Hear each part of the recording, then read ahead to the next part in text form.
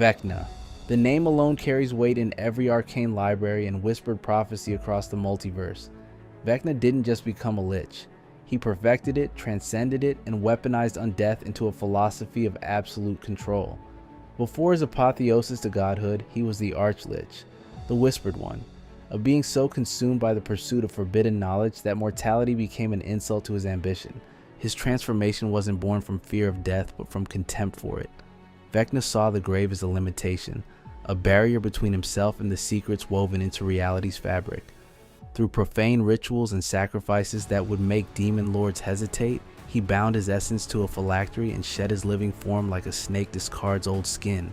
What emerged was something beyond mere undeath, a calculating, patient horror with centuries to plot and infinite cruelty to fuel his schemes. Vecna's physical form tells his story. His body is skeletal, draped in tattered robes that seem to absorb light.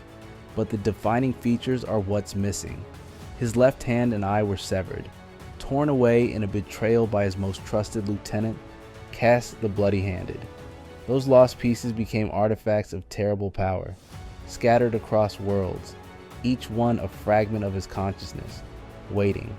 The hand of Vecna grants its wielder strength that can crush steel, while the eye sees through every deception, every illusion, every lie. But they demand a price. To use them, you must sever your own hand, pluck out your own eye, and replace them with Vecna's withered remains. The artifacts don't just attach, they corrupt, slowly rewriting your mind until you become an extension of Vecna's will. In combat, facing Vecna means confronting magic at its most refined and ruthless. He doesn't waste energy on flashy displays. Every spell serves a purpose, every gesture calculated for maximum devastation. His mastery spans every school of magic, but he favors necromancy and enchantment, turning enemies against each other or raising them as undead servants before their bodies finish cooling.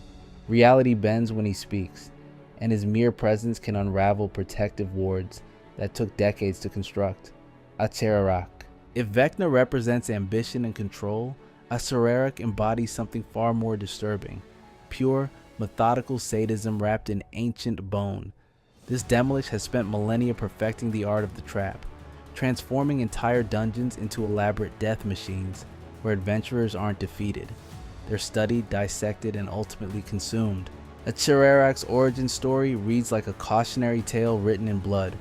Once a powerful wizard who served dark gods, he achieved lichdom through traditional means, binding his soul to a phylactery.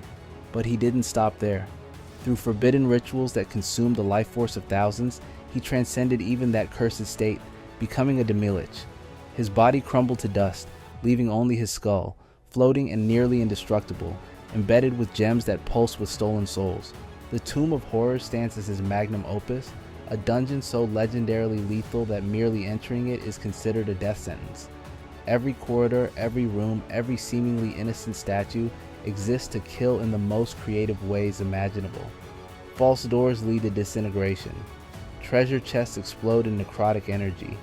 Entire chambers collapse or fill with poison gas. And these aren't random traps. They're experiments carefully designed to test different methods of execution, with Aserak observing from beyond, collecting data on how adventurers think, react, and ultimately fail. His phylactery isn't hidden in some remote location.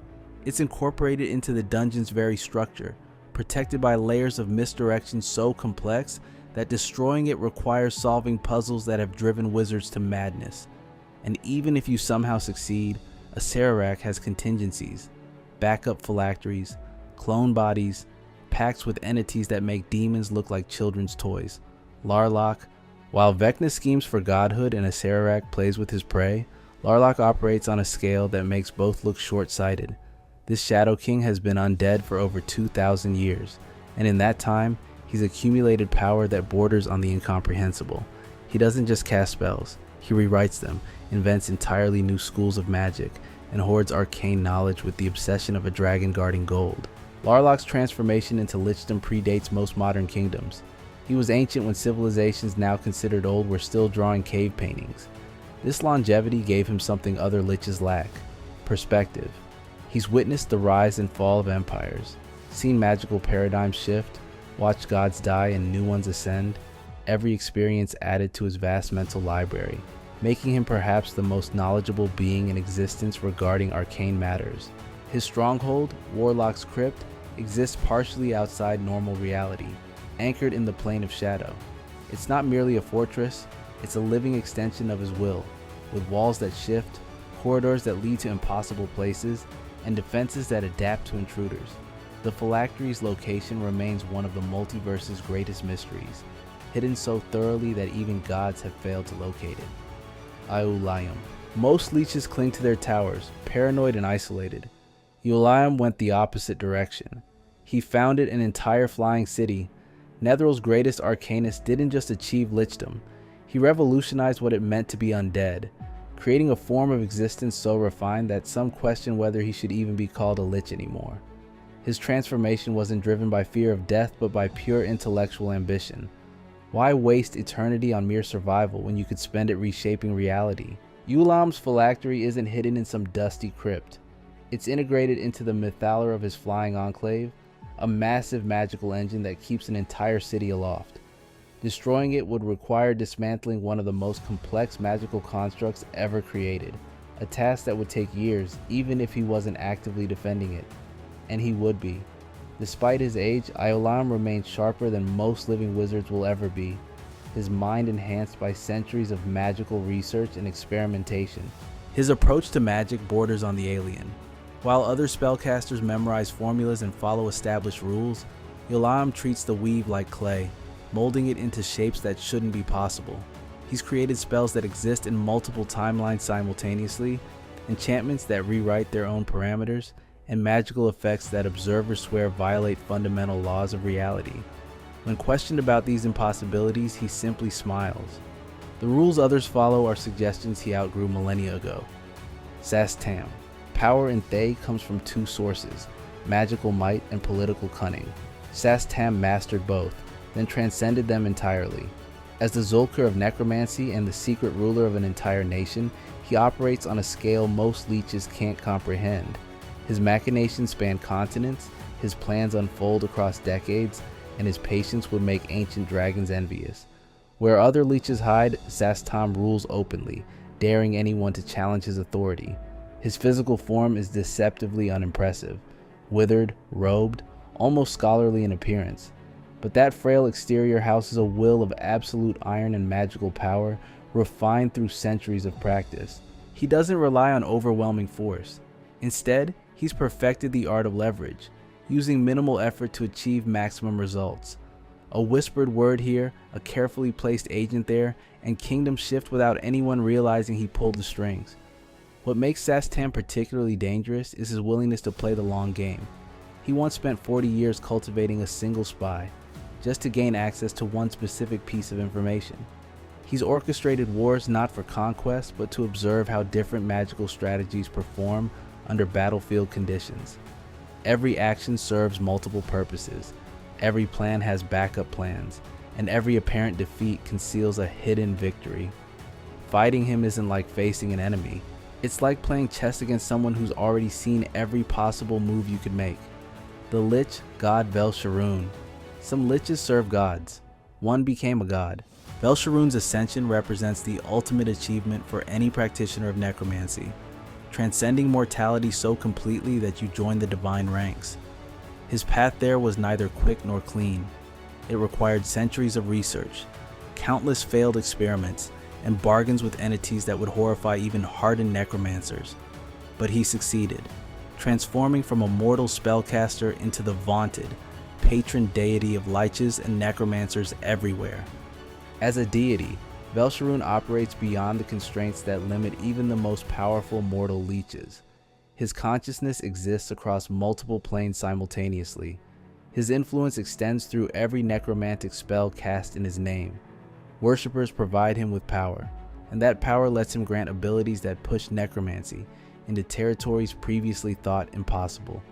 Liches who serve him don't just survive death. They thrive in it, gaining strength from the very forces that would destroy lesser undead. His goals remain frustratingly opaque. Some claim he seeks to transform the entire multiverse into a realm of undeath. Others argue he's pursuing knowledge so esoteric that mortal minds can't grasp its implications. What's certain is that his plans unfold across timescales measured in centuries, and attempting to predict his next move is like trying to understand the thinking of a being whose perspective fundamentally differs from mortal comprehension.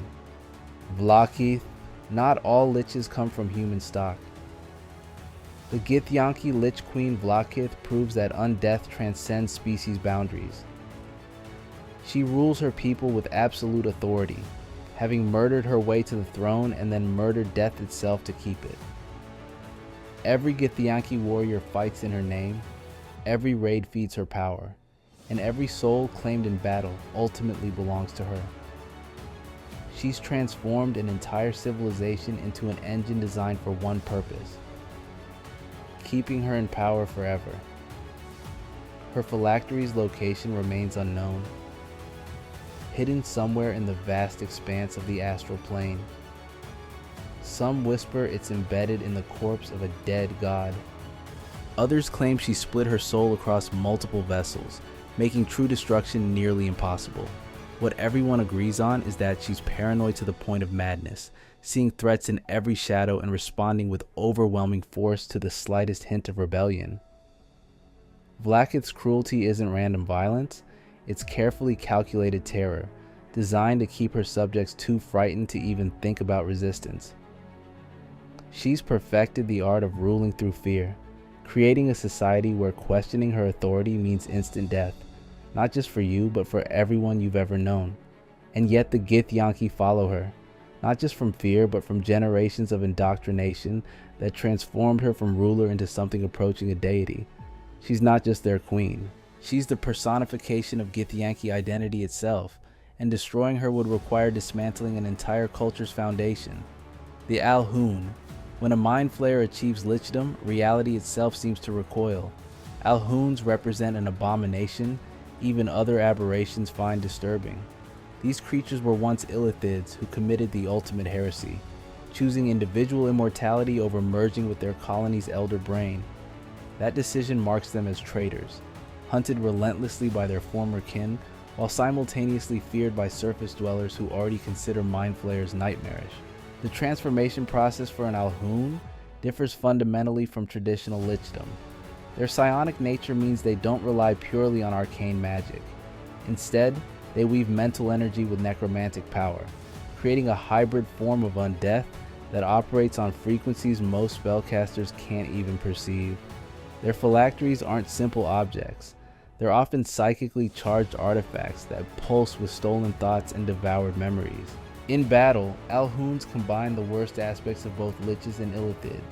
They retain the mind blast ability that defines their species, a psychic scream capable of liquefying brains, but now it's enhanced by necromantic energy, not just stunning victims but marking them for later consumption. Their tentacles don't merely extract brains anymore, they drain life force simultaneously, feeding both their physical and magical hunger. Spells flow through them with disturbing ease, often cast without verbal components, since their communication occurs entirely through telepathy.